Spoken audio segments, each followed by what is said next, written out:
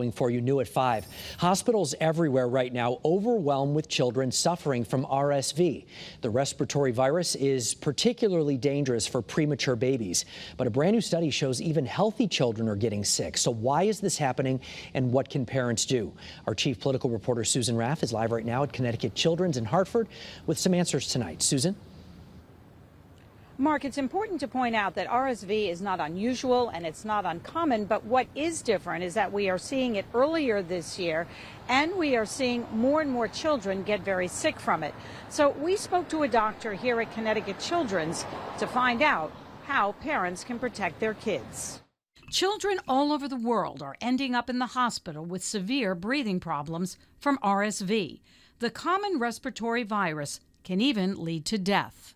Our hospital has been extremely full to the extent that, unfortunately, we've got what we call boarders. So these are children who are waiting for beds in the main hospital. Dr. Ian Michelow is a pediatrician who specializes in infectious diseases at Connecticut Children's.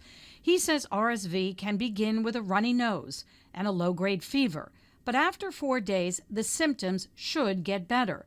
But more and more children start having difficulty breathing. Why are more children getting so sick from a common respiratory virus? Dr. Michelow says it may have to do with COVID. When children and adults were requested to stay away from others and wear masks and not go to school, ordinarily these viruses, which cause very mild illnesses, were not happening. What's happened over the last 3 years, they haven't developed that immunity. And because of that, he says we are seeing more virus circulating in our communities. And when babies and small children get infected with more than one virus, they are unable to get better on their own. Dr. Michelow says the best way for parents to protect their children is for everyone to get vaccinated. Children as young as 6 months can get both COVID and flu vaccines.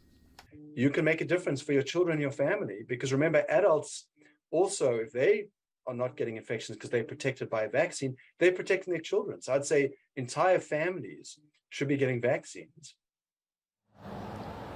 Doctors say vaccines are not only critical in protecting children from getting respiratory viruses like RSV, but also against the flu, COVID, and other viruses.